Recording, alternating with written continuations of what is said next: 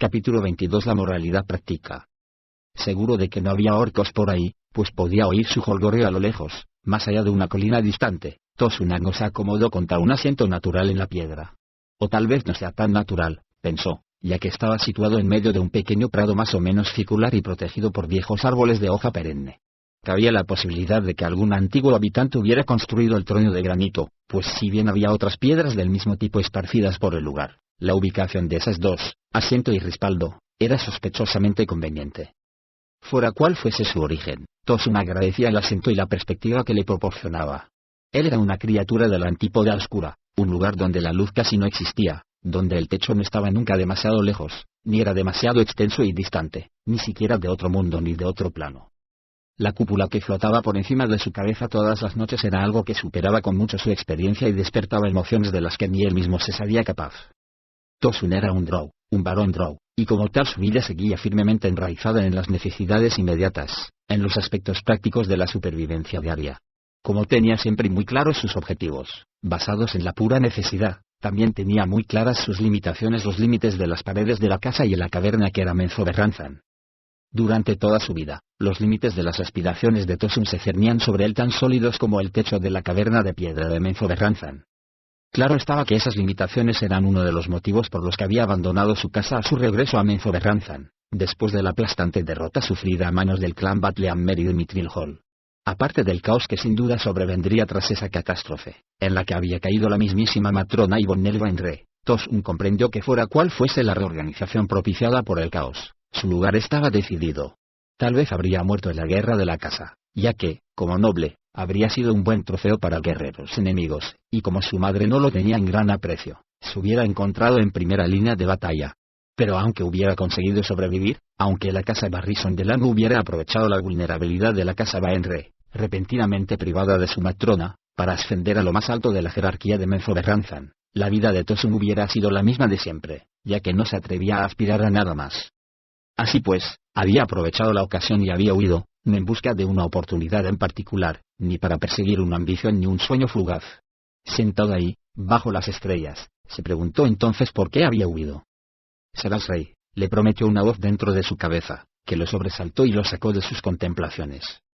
Sin una palabra, sin mediar casi un pensamiento, el drow se tiró del asiento y dio unos cuantos pasos por el prado. Todavía no hacía mucho, la nieve cubría ese lugar, pero se había derretido y el terreno, en torno a él, estaba esponjoso y embarrado. A unos cuantos pasos del trono, Tosun se quitó el cinto de la espada y lo colocó en el suelo. Después, volvió a su sitio y se acomodó, dejando que sus ideas circularan entre aquellos curiosos puntos luminosos. ¿Por qué huí?, se preguntó en voz baja. ¿Qué deseaba? Pensó en Kaerlik, Doña y Amnon, el trío de drows que se había unido a él tras vagar sin rumbo durante 10 días. La vida con ellos había sido buena. Había encontrado emoción y habían empezado una guerra por poder, que después de todo era la mejor guerra. Había sido algo embriagador, inteligente y muy divertido, hasta que el bestial Bowl le había abierto la garganta de un bocado a Kaerlik Suungwet y había hecho que Tosun saliera corriendo para salvar la vida. Pero incluso esa emoción, incluso el hecho de controlar el destino de un ejército de orcos, de un puñado de asentamientos humanos y un reino de enanos, no era nada que Tosun hubiera deseado o siquiera hubiera imaginado jamás, hasta que las circunstancias se enmarañaron ante él y sus 3 compañeros de conspiración. No, comprendió en aquel momento de claridad, sentado bajo un dosel tan ajeno a su sensibilidad de la antípoda oscura. Ningún deseo tangible lo había arrancado de la casa Barrison del Lago. Era más bien el deseo de trascender fronteras, la necesidad de atreverse a soñar cualquier sueño que le viniera a la cabeza. Tosun y los otros 3 drows, incluso Kaerlik, a pesar de su sometimiento a Yot, habían corrido hacia la libertad tan solo por escapar de la rígida estructura de la cultura drow. La ironía de todo aquello hizo que Tosun parpadeara varias veces ahí sentado. La rígida estructura de la cultura drow, dijo en voz alta, solo para gozar de la ironía. Porque la cultura drow se basaba en los principios de Yot, la reina araña, la demoníaca reina del caos. Un caos controlado, entonces declaró con una carcajada.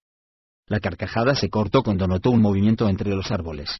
Sin apartar los ojos de ese punto, Tosun se deslizó hasta colocarse en cuclillas detrás del asiento de piedra, interponiendo la roca entre él y la sombra, una gran forma felina, que se entreveía entre las líneas más oscuras de los troncos de los árboles.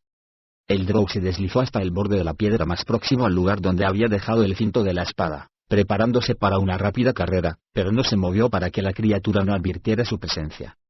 A continuación, se puso de pie, sin embargo, parpadeando incrédulo, porque el gran felino parecía reducirse, o disolverse en una niebla oscura hasta quedar reducido a la nada.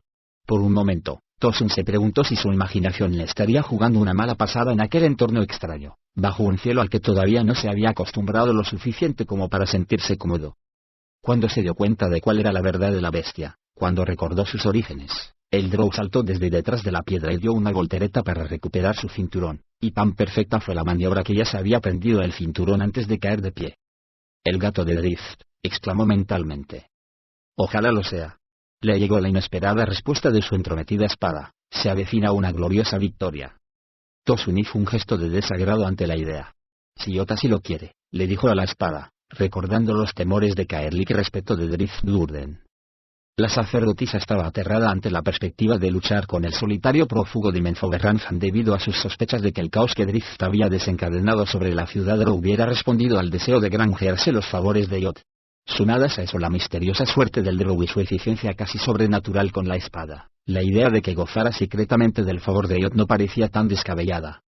Y Tosun, a pesar de su irreverencia, comprendía muy bien que todo aquel que se pusiera en el camino de Yot podía encontrar un final muy desagradable. Todos esos pensamientos se desencadenaron después de su mensaje telepático intencionado a Cercenadora, y la espada se aquietó extrañamente durante unos segundos. En realidad, para la sensibilidad de Tosun todo pareció sumirse en una extraña quietud. Con una mano en la empuñadura de Cercenadora y la otra en su espada de factura Drow, escudriñó el lugar entre los pinos, donde había visto la forma felina. A cada momento que pasaba, se internaba más en las sombras. Sus ojos, sus oídos, su olfato, todos sus instintos estaban enfocados en ese lugar donde el felino había desaparecido, tratando desesperadamente de averiguar a dónde había ido. Y a punto estuvo de dar un salto en el aire cuando oyó una voz a sus espaldas que hablaba la lengua Drow con un acento perfecto de Menzoberranzan.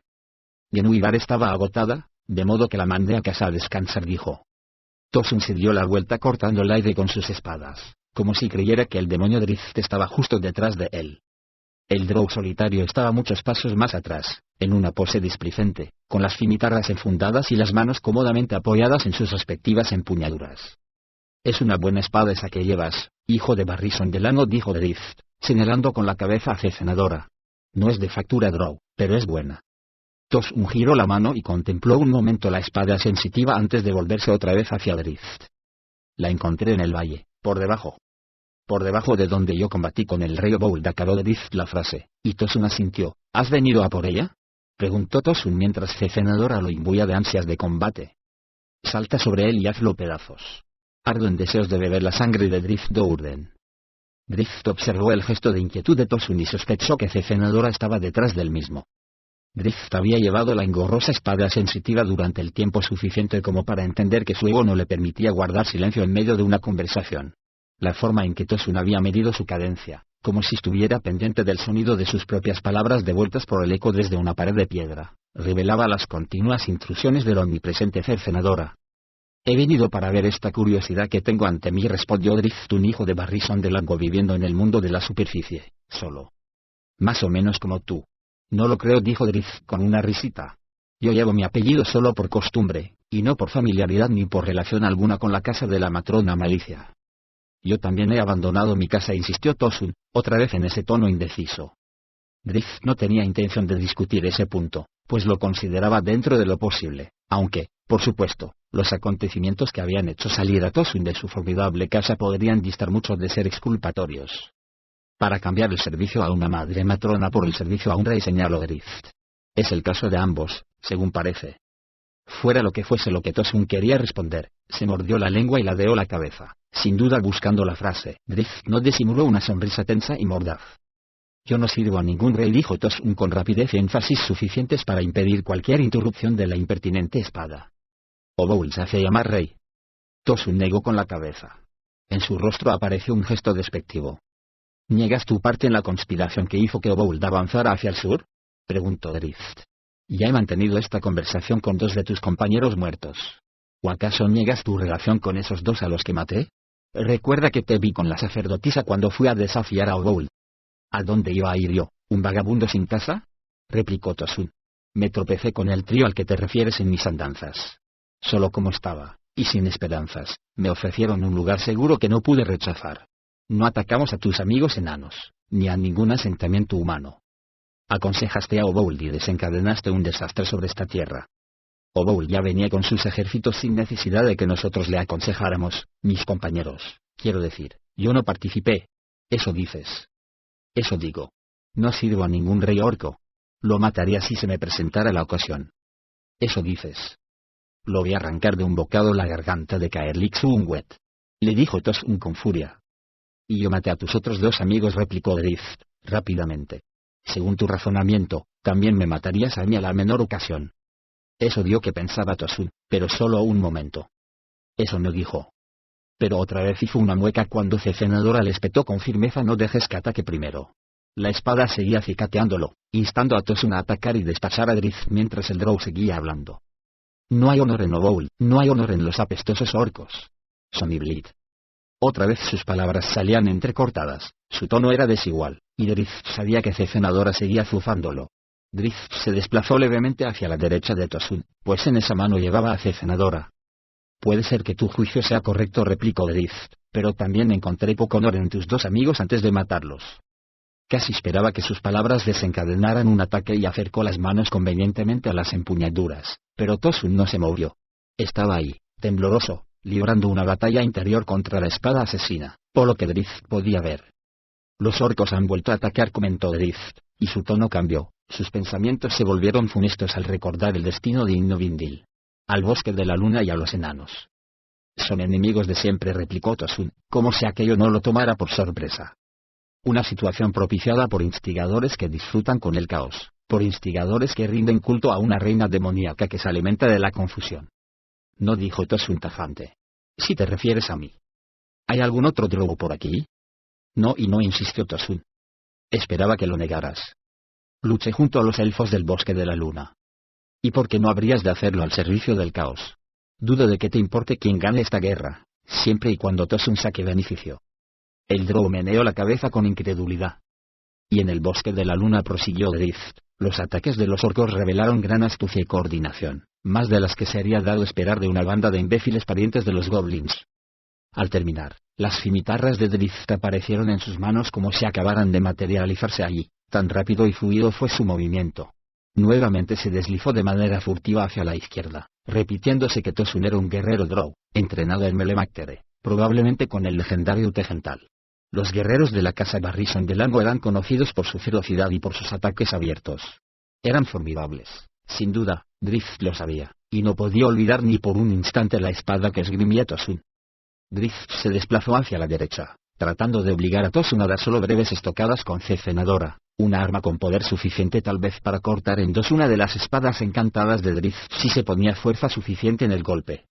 Hay un general nuevo entre ellos, un orco de lo más astuto y retorcido, replicó Tosun con inflexiones de disgusto a cada palabra. Luchaba contra las intromisiones de Cefenadora, como pudo ver claramente Drift. La evidencia palpable de la lucha interna de Tosun hizo que Drift vacilara un poco. Se preguntó por qué lucharía ese drow contra la espada asesina si todo lo que él suponía era cierto. Sin embargo, antes de que pudiera adentrarse mucho en esa vía de pensamiento, Drift se volvió a acordar de Innovindil y su expresión se volvió muy torva.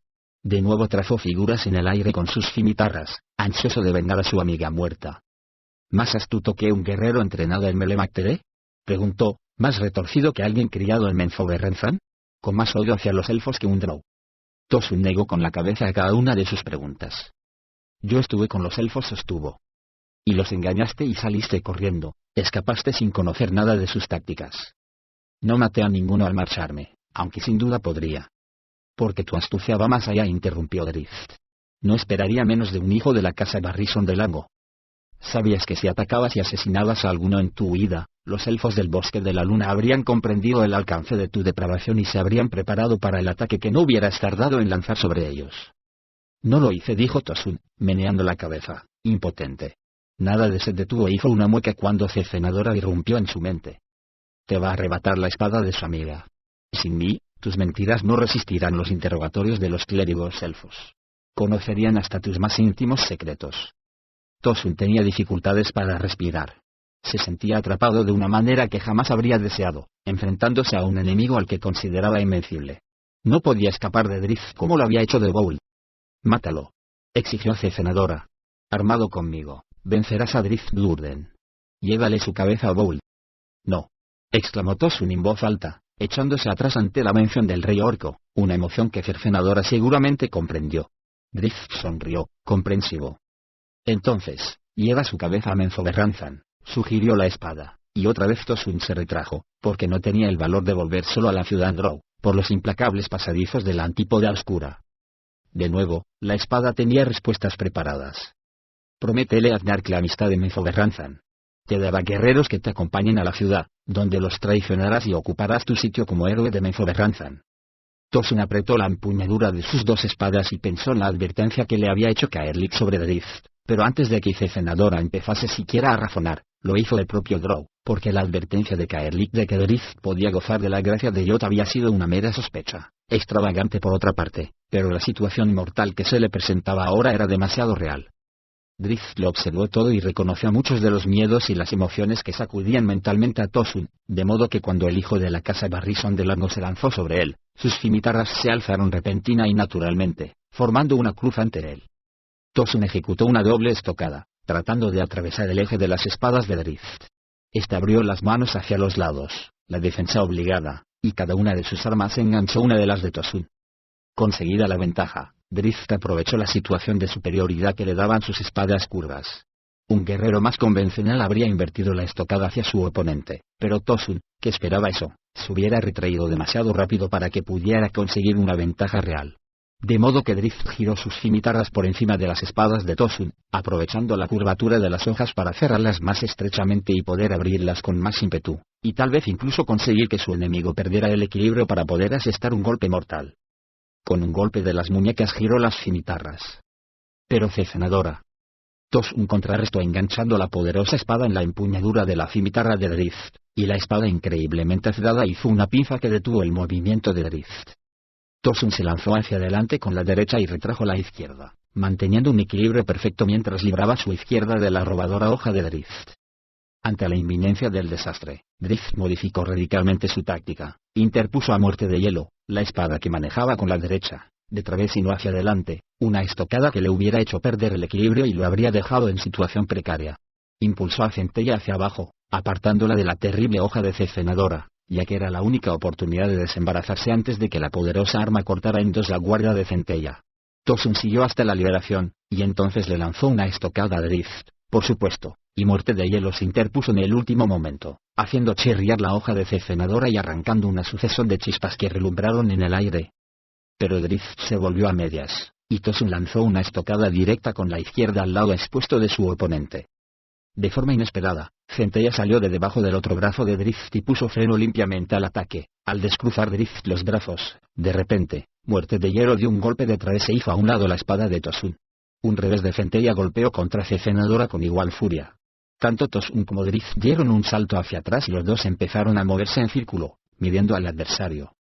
Drift se dio cuenta de que su oponente era bueno, mejor de lo que había previsto. De soslayo echó una mirada a Centella y notó la media que Cercenadora le había hecho, además de una muesca en Muerte de Hielo, su espada intacta hasta entonces. Tosun respondió a la iniciativa con una estocada displicente, una finta y un ataque frenético con la izquierda, seguido de varios golpes rápidos con Cercenadora. Con cada arremetida, avanzaba, lo que obligaba a Drift a bloquear sin esquivar. Cada vez que Cercenadora golpeaba contra una de sus espadas, Drift fruncía la boca, temiendo que la espantosa arma las partiera en dos. Se dio cuenta de que no podía seguir el juego de Tosun, no cuando Cercenadora estaba de por medio. No podía adoptar una pose defensiva, como habría hecho normalmente frente a un guerrero entrenado por Tegental, un ataque abiertamente agresivo que conseguiría que la furia de Tosun fuera agotando sus fuerzas. En cuanto cesaron los ataques de la espada asesina, Drift saltó hacia adelante como un muelle, con sus cimitarras en alto y girando las manos con tal velocidad que sus movimientos se desdibujaban en el aire. Sus hojas se adelantaban la una a la otra, mientras él describía círculos con las manos a izquierda y derecha, golpeando en rápida sucesión a Tosun desde diversos ángulos. La defensa de Tosun era copia exacta de los movimientos de Drift, balanceaba y giraba las espadas hacia adentro y hacia afuera, una sobre otra con pareja armonía.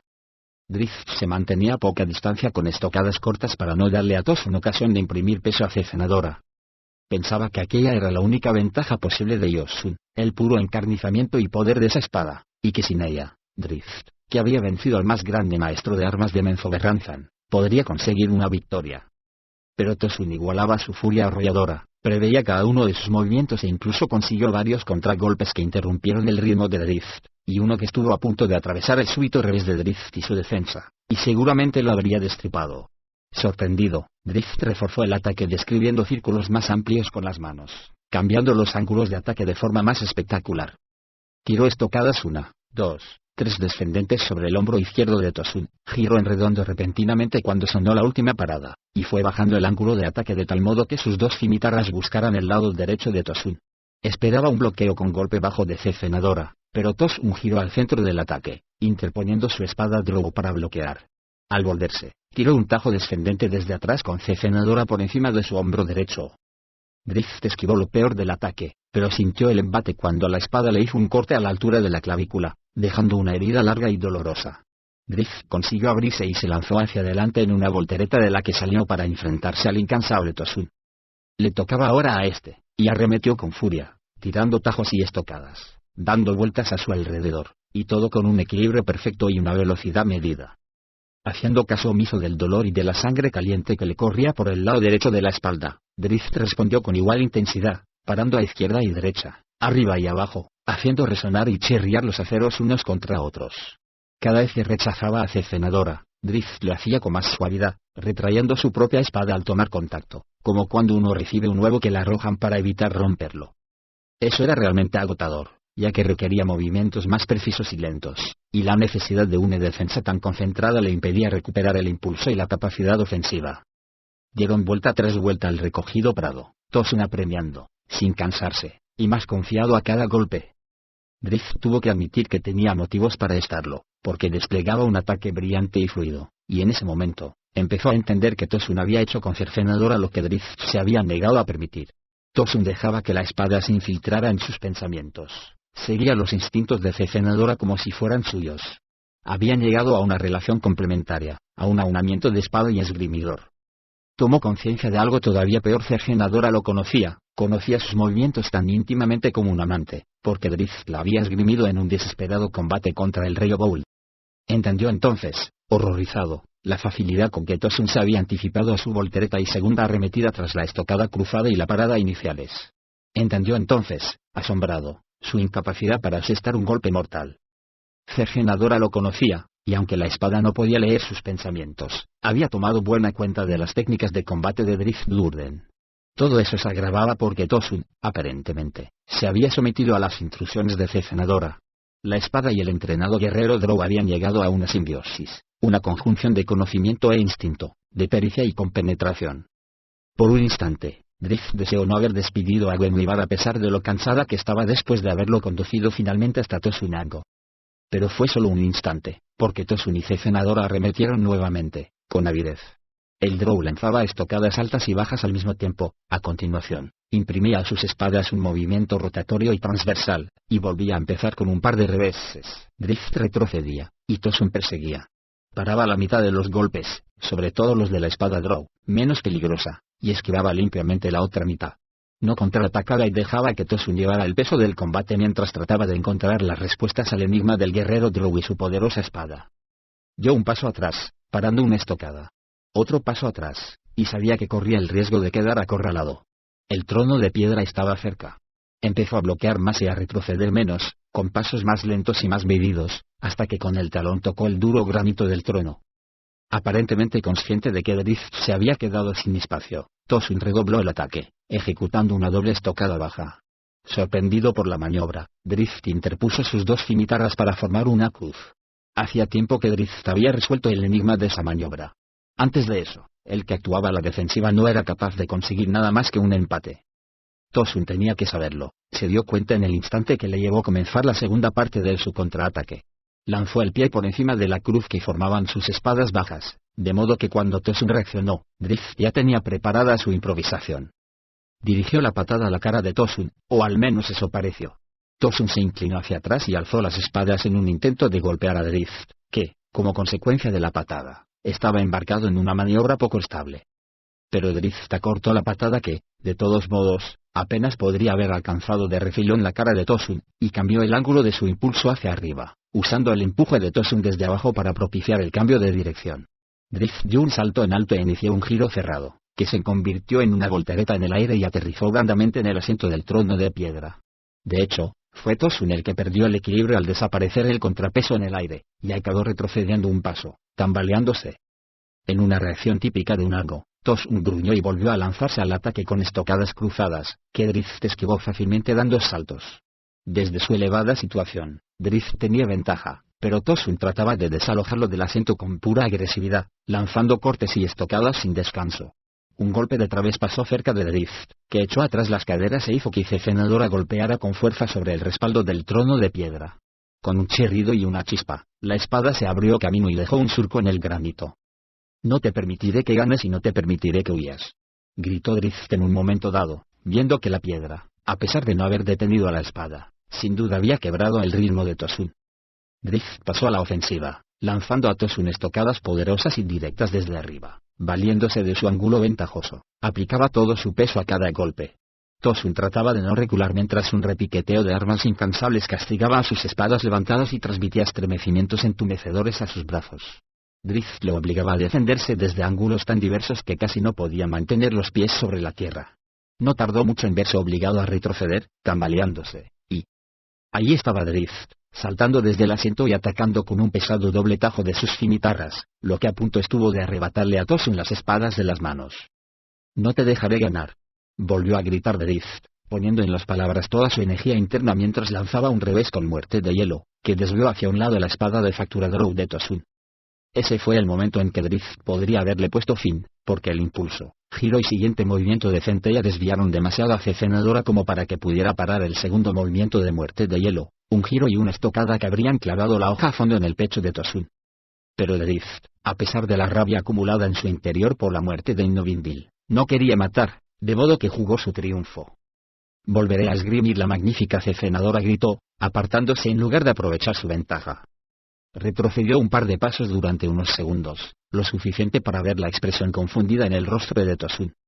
«Dame la espada», exigió Drift. Tosun se acobardó, y Drift lo entendió. Acababa de dar a Fenadora lo que había deseado durante mucho tiempo, acababa de pronunciar las palabras que Fenadora no podía pasar por alto. Fenadora solo era leal a sí misma, y lo que quería, por encima de todo, era estar en la mano de Drift Durden. Tosun se tambaleaba y apenas era capaz de alzar sus espadas para defenderse ante el ataque de Drift. Primero, fue Centella, luego muerte de hielo, pero no las hojas, sino las empuñaduras las que golpearon la cara de Tosun una después de otra. Las dos espadas de Tosun salieron volando, y él aterrizó de espaldas junto con ellas. Se recuperó deprisa, pero no lo suficiente. La bota de Drift lo sujetó por el pecho y muerte de hielo amenazó su garganta.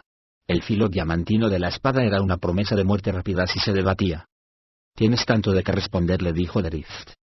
Tosun se retrajo y exhaló, relajando todo el cuerpo con absoluta resignación, porque no podía negar que estaba totalmente derrotado. Capítulo 23. Negro y blanco. Namfol le levantó un pie y trazó pequeños círculos en el suelo con los dedos. De pie, con las manos cruzadas a la espalda, el gnomo presentaba una imagen de incertidumbre y nerviosismo. Bruenor y Ralien, que estaban sentados discutiendo sus próximos movimientos cuando Namfol y Regis entraron en las habitaciones privadas del enano, se miraron confundidos. «Bueno, si no podemos traducirlo», casi se dijo Bruenor, creyendo entender la causa de la consternación del gnomo, «pero debes seguir trabajando en ello, que no te quepa la menor duda». Namfol le alzó la cabeza, miró de soslayo a Regis y, animado por el gesto de este, se volvió hacia el rey enano y se rió cuán alto era. «Es una lengua antigua, basada en la de los enanos», explicó. «Es posible que tenga sus orígenes en el Ulgorkin, y sin duda, las runas son de Tek». «Me pareció reconocer un par de signos», replicó Bruenor. «Aunque está más emparentada con el orco». Antes la explicación de Namfol, Bruenor dio un respingo. «¿El orco?», comentó Regis con una sonrisa, pero fue el único que le encontró la gracia. «¿Me estás diciendo que los malditos orcos tuvieron algo que ver con las palabras de mis ancestros del Zun?» Namfol le negó con la cabeza.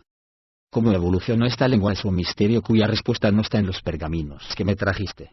Por lo que puedo colegir de la proporción de influencia lingüística, habéis juxtapuesto las fuentes y sumado».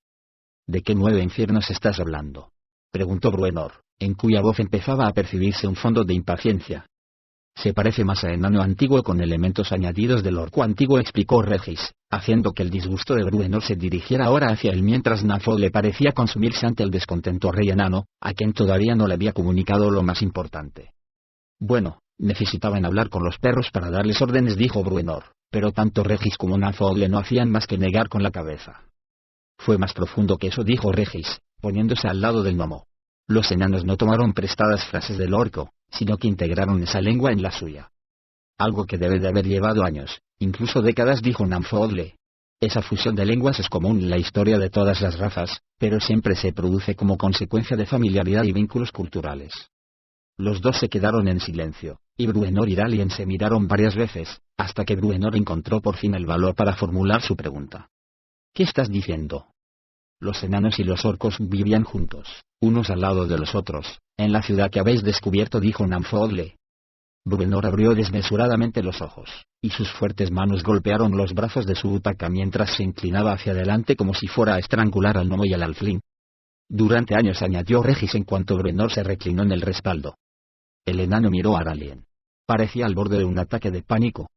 Hay una ciudad llamada Palischuk, en los páramos de Basa, al otro lado de la Naurot, dijo el elfo con un encogimiento de hombros, como si la noticia no fuera tan inesperada ni tan increíble como parecía. Son todos semiorcos, y aliados convencidos de todas las razas de aspecto agradable de la región. ¿Semiorcos? Bruenor le respondió con un bramido. Los semiorcos son medio humanos, y eso se comerían a un puercoespín si las púas no hicieran tanto daño. Pero aquí se trata de mi especie. De mis ancestros. Ralien se encogió de hombros otra vez, como si no lo encontrara tan chocante, y Bruenor dejó de balbuciar el tiempo suficiente para pensar que tal vez el elfo se estaba divirtiendo lo suyo con la revelación, a expensas del enano. No tenemos constancia de que estos fueran tus ancestros, comentó Regis. Gauntlegrim es la patria de los Delphoun. Le soltó Bruenor. Esto no era Gauntlegrim, dijo Namfoodle después de carraspear. No lo era, repitió cuando Bruenor lo miró como si quisiera asesinarlo. ¿Y qué era, entonces? Una ciudad llamada Baffenburg, dijo Namfoodle. Jamás he oído hablar de ella. Ni yo, replicó el gnomo. Es probable que se remonte a la misma época de Gauntlegrim aproximadamente, pero es indudable que no es la ciudad de que se habla en tu historia. Nada que ver con su extensión ni con ese tipo de influencia. Probablemente lo que vimos fuera la totalidad de la ciudad, añadió Regis. No era Gauntlegrim. Bruenor se echó hacia atrás en su asiento, meneando la cabeza y farfullando entre dientes. Habría querido rebatirlos, pero no tenía elementos para hacerlo.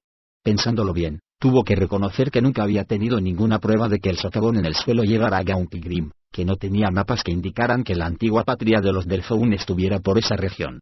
Se había creído que aquello era realmente Gauntlegrim, había sido por su fervoroso deseo, por su fe en que había vuelto a Mithril Hall por la gracia de Moradin para ese propósito. Namfoodle empezó a hablar, pero Bruenor le impuso silencio y les hizo señas a él y a Regis de que se retiraran. Esto no significa que no haya nada de valor, empezó a decir Regis, pero Bruenor repitió su gesto. Los despidió a ambos, a continuación, también a Ralien, pues en ese terrible momento de revelación, con los orcos a la puerta y a Lustriel retrayéndose de cualquier actuación decisiva, al alicaído rey enano únicamente le apetecía estar solo. ¿Todavía estás aquí, elfo?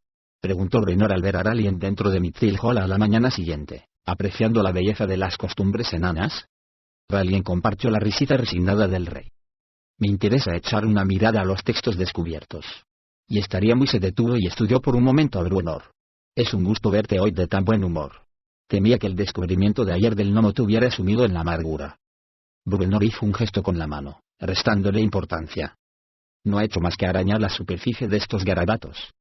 Tal vez hubiera algunos enanos tan tontos como para confiar en los malditos orcos y quizá pagaron por ello con su ciudad y con sus vidas, y eso podría ser una lección para tu propio pueblo, para Lustriel y para el resto de los que no se deciden a mandar a Owl de vuelta al agujero de donde salió.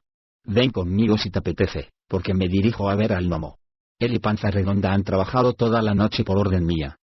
Tengo que comunicar sus noticias a Lustriel y sus amigos, que están trabajando en la muralla. Puedes hablar en nombre del Bosque de la Luna en esas conversaciones, elfo, y juntos podemos hacer nuestros planes.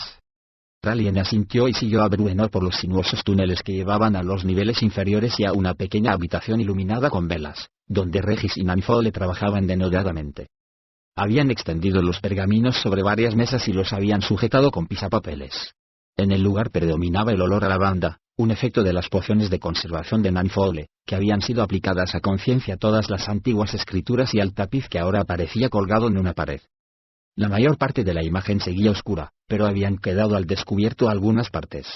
Al verlas, Bruenor frunció el entrecejo, porque los orcos y los enanos ahí representados no estaban ni combatiendo ni parlamentando.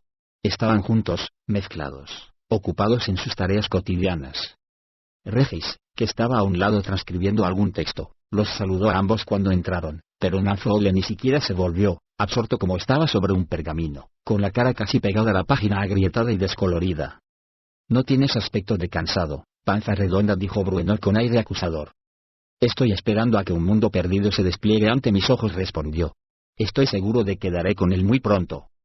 Bruenor asintió. «¿Quieres decir que la noche te reveló más sobre la antigua ciudad?», preguntó. «Ahora que hemos descifrado el código de la lengua, todo va mucho más deprisa», dijo Nanfogle sin despegar la vista del pergamino que estaba estudiando. «Has encontrado algunos textos muy interesantes en tu viaje». Bruenor se lo quedó mirando unos instantes, esperando que prosiguiera, pero pronto se dio cuenta de que el gnomo estaba otra vez totalmente enfrascado en su trabajo. Decidió, entonces, dirigirse a Regis. Al principio, predominaban los enanos en la ciudad, explicó Regis. Bajó de un salto de su silla y se dirigió a una de las muchas mesas laterales, echó una mirada al pergamino extendido sobre ella y pasó al siguiente de la línea. Explicó, dice que los orcos se volvían más numerosos. Acudían de todos los alrededores, pero la mayor parte de los enanos estaban vinculados a lugares como Gauntlegrim, que, por supuesto, estaba bajo tierra y resultaba más atractiva para la sensibilidad de un enano. ¿De modo que era una comunidad inusual?, preguntó Ralien. Regis se encogió de hombros, pues no podía asegurarlo. Bruenor miró a Ralien y asintió como justificándose. El elfo y el alfling entendían que Bruenor no quisiera que su historia se mezclara con la de los asquerosos orcos. Pero fue una situación que duró mucho, intervino Nanfogle, levantando por fin la vista del pergamino. Por lo menos 2 siglos. Hasta que los orcos traicionaron a mis ancestros, insistió Bruenor. Hasta que algo destruyó la ciudad, derritió el permagel y lo precipitó todo a las profundidades en una repentina y singular catástrofe, corrigió Nanfogle. Y no fue obra de los orcos. Mira el tapiz de la pared. Permaneció en su sitio después de la caída de Baffenburg, y sin duda habría sido retirado si la caída hubiera sido precipitada por una de las dos partes. No creo que hubiera partes, mi rey. ¿Y cómo puedes saberlo?, preguntó Bruenor. ¿Lo sabes por ese pergamino? No hay indicios de traición por parte de los orcos, al menos no cerca del final de la situación, explicó el gnomo, bajándose de su banqueta y desplazándose hasta un pergamino que estaba al otro lado de la mesa donde se encontraba Regis. Y el tapiz. Al principio había problemas. Un solo jefe orco mantenía a los orcos en su sitio junto a los enanos. ¿Fue asesinado por los enanos?, preguntó Ralien. Por los suyos, dijo Nanfogle, pasando a otro pergamino. Y sobrevino un periodo de agitación. Me está pareciendo que todo el tiempo debe de haber sido de agitación, dijo Bruenor con un bufido. No se puede vivir con los malditos orcos. Fueron periodos intermitentes de agitación, por lo que puede verse, señaló Nanfogle. Y al parecer, con los años fue mejorando, no empeorando. Hasta que los orcos le pusieron fin, gruñó Bruenor. De forma repentina y por traición de los orcos. No creo, empezó a replicar Nanfogle. Pero son conjeturas, nada más, dijo Bruenor. Acabas de admitir que no sabes qué fue lo que precipitó el final. Todos los indicios. Va. Estás suponiendo. Nanfogle aceptó con un movimiento de cabeza. Me encantaría ir a esta ciudad y montar ahí un taller, en la biblioteca. Has descubierto algo fascinante, Rey Brue. Cuando sea oportuno, interrumpió Bruenor. En este momento, escuchó el mensaje de las palabras. Deshazte de Obold y los orcos se desmoronarán, que es lo que esperamos desde el principio. Es nuestro grito de batalla, gnomo. Ese es el motivo por el que Morravin me mandó de vuelta aquí y me dijo que fuera a ese agujero, sea o no Gauntlegrim.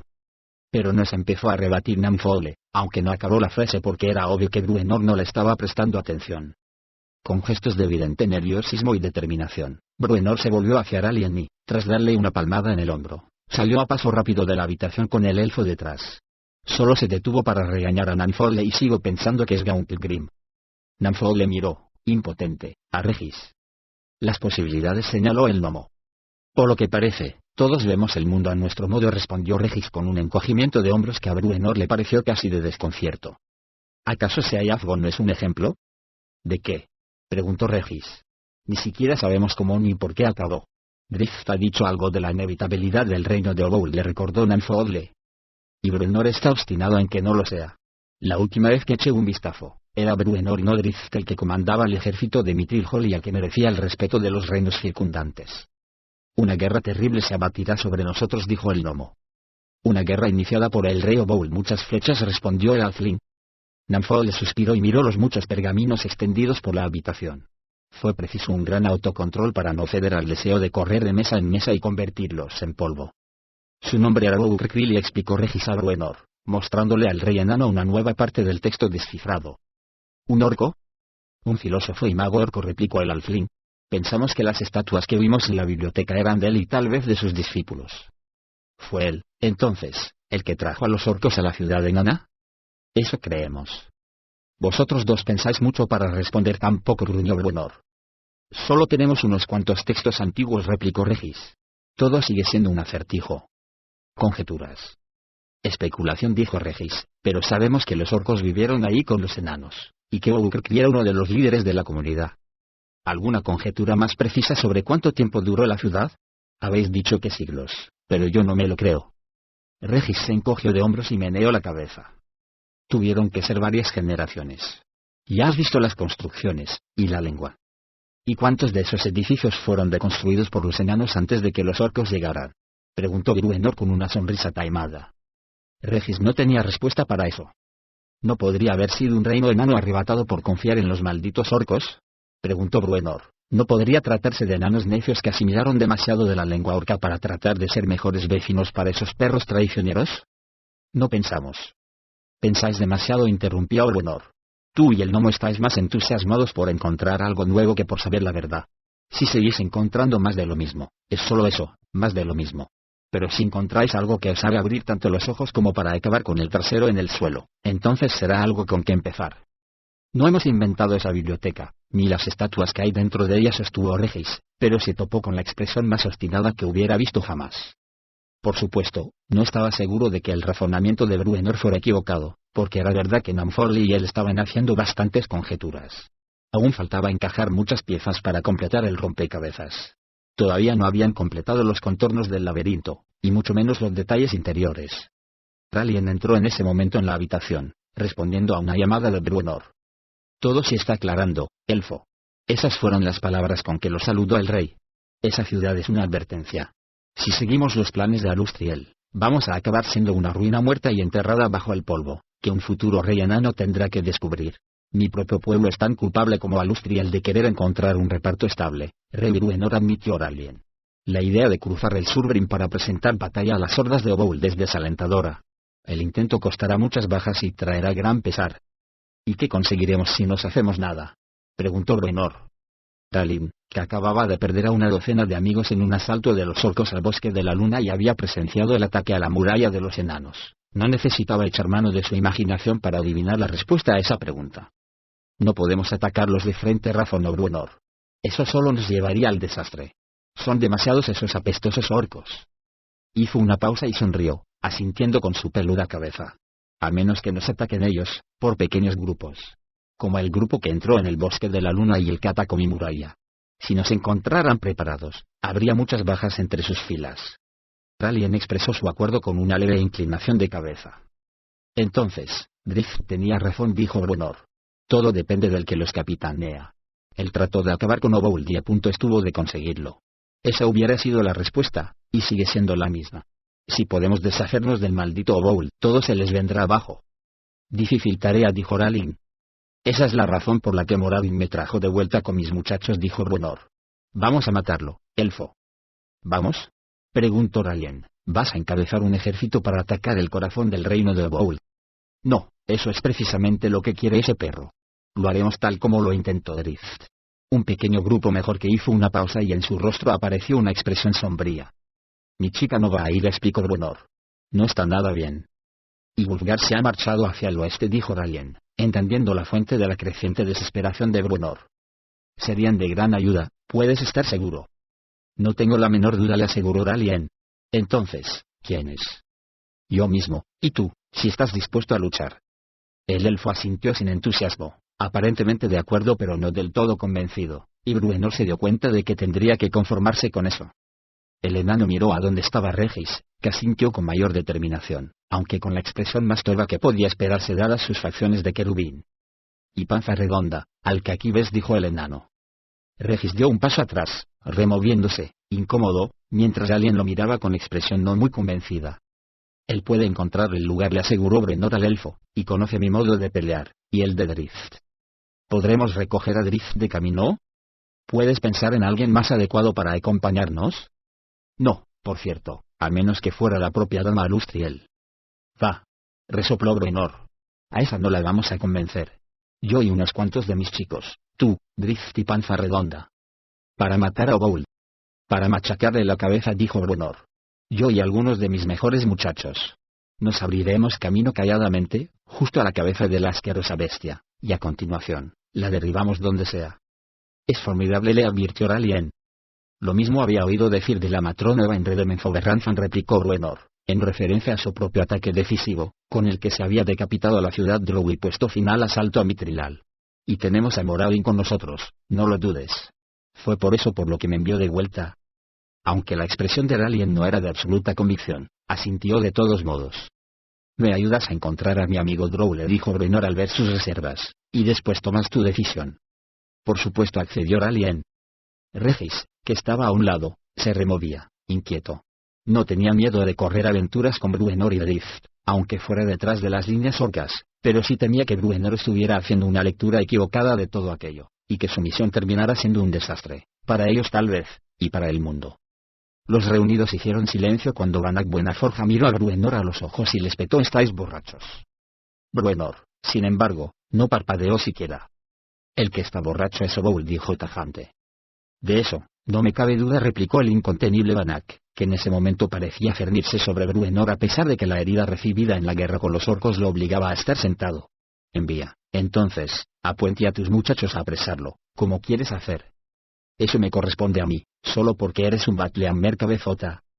Al oír eso hubo varios respingos en la sala, pero quedaron disimulados por un par de risas ahogadas, especialmente la del sacerdote Cordio.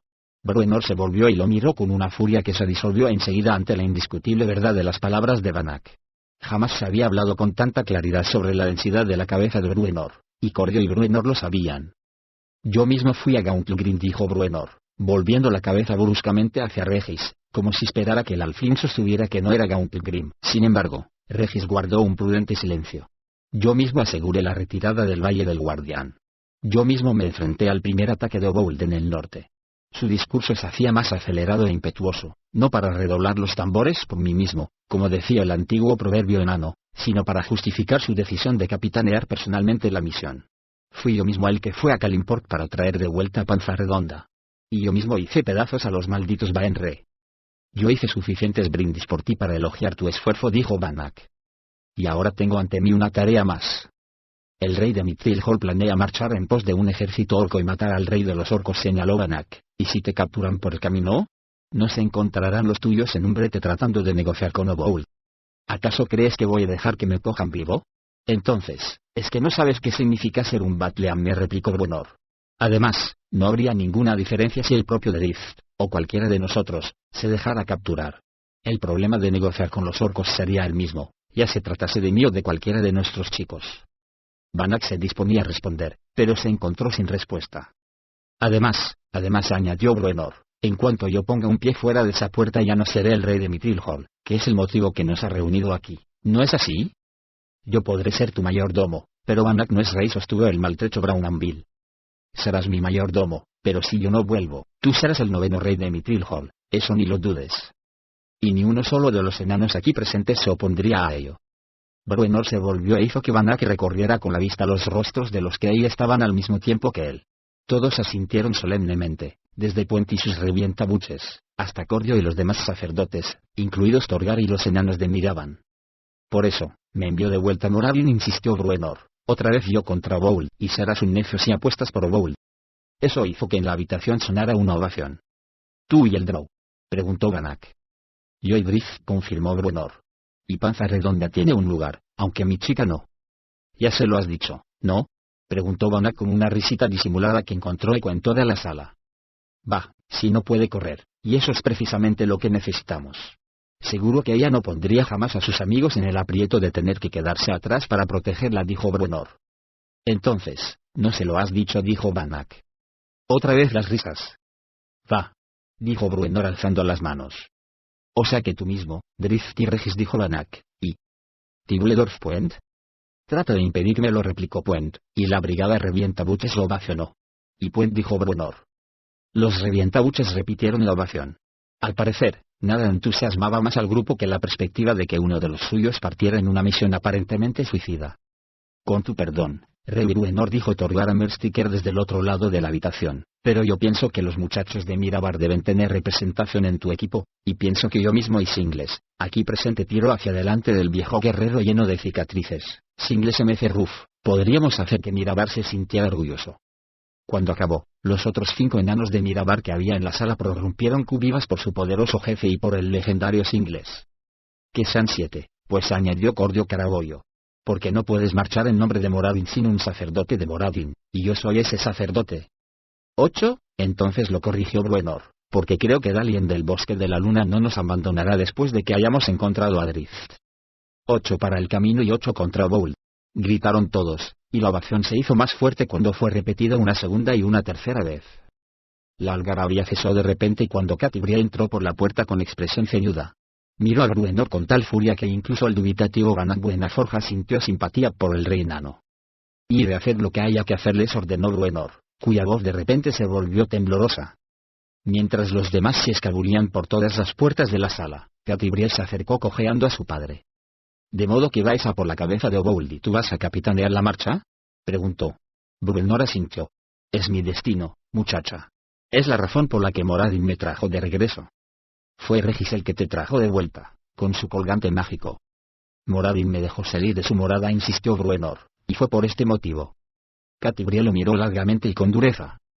De modo que ahora vas a salir, y vas a llevar contigo a mi amigo Regis, y vas a llevar contigo a mi esposo, pero yo no soy bienvenida. Pero si no puedes correr, argumentó Bruenor. Apenas puedes andar más que unos metros. ¿Tendremos que esperar por ti si nos persiguen los orcos? Tendrás que huir menos de los orcos si yo estoy ahí. Si no es que dude de eso, dijo Bruenor, pero sabes que no puedes hacerlo. Ahora no. Entonces, espérame. Bruenor negó con la cabeza. Catibria apretó los labios y parpadeó como conteniendo unas lágrimas de frustración. Podría perderos a todos, susurró. Bruenor entendió entonces que parte de su dificultad tenía que ver con Wulfgar. Él volverá, dijo el enano. Recorrerá el camino que sea necesario recorrer, pero no dudes de que Wulfgar volverá con nosotros. Catibria hizo una mueca al oír mencionar ese nombre, y por su expresión se vio que estaba mucho menos convencida de eso que su padre. Pero, ¿y tú? Preguntó. Va.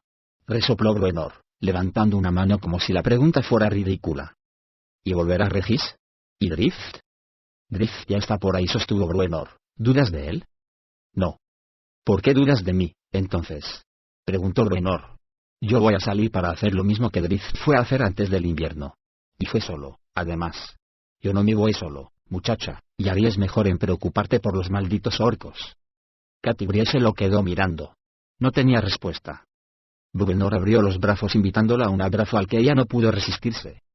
No vas a estar sola, muchacha. Tú nunca estarás sola, le susurró al oído. Entendía perfectamente su frustración, porque la suya no habría sido menor de haber sido él el que se hubiese quedado al margen de una misión en la que participaran todos sus amigos. Catibria se apartó de él lo suficiente para mirarlo a los ojos. ¿Estás seguro de eso? Obould debe morir, y yo soy el enano que va a matarlo, dijo Bruenor. Drift lo intentó, y no lo consiguió. Bueno, Drift le volverá a intentar, pero esta vez irá acompañado de amigos. Cuando volvamos contigo, se habrá producido la desbandada en las filas de los orcos. Tendremos que enfrentarnos a muchos combates, sin duda, y la mayor parte ante nuestras propias puertas, pero los orcos estarán disgregados y resultará fácil matarlos. Te apuesto lo que quieras a que yo mataré a más que tú. Pero tú saldrás ahora y llevarás ventaja, le respondió Catibria, un poco más animada. Bah, pero los que mate por el camino no cuentan, dijo Bruenor. Cuando vuelva aquí y vengan los orcos, como sin duda harán cuando Bowl ya no esté, voy a matar más orcos que Catibria. Catibria sonrió con picardía. Entonces, le pediré a Drift que me devuelva mi arco, dijo, poniendo acento enano en la advertencia. Por cada flecha, un muerto. Algunas incluso derribarán a 2, o puede ser que a 3. Y cada golpe de mi hacha cortará a 3 por la mitad, contraatacó Bruenor. y no soy de los que se cansan cuando hay orcos que cortar. Los dos se miraron sin pestañear y se estrecharon las manos para formalizar la apuesta. El que pierda representará a Mithril Hall en la próxima ceremonia en Esme, dijo Katy Brie, y Bruenor hizo un gesto fingido de contrariedad, como pensando que se había pasado un poco en la apuesta. Vas a disfrutar del viaje, dijo el enano. Sonrió y trató de retirar la mano, pero Katy Brie se la sostuvo con firmeza y lo miró a los ojos con expresión solemne. Solo te pido que vuelvas conmigo, y que traigas a Drift, Regis y los demás con vida, le dijo. Cuenta con ello, dijo Bruenor, aunque estaba tan poco convencido como Katy Brie. Y con la cabeza del repulsivo Bowl. Katy Brie asintió, y con la cabeza de Bowl.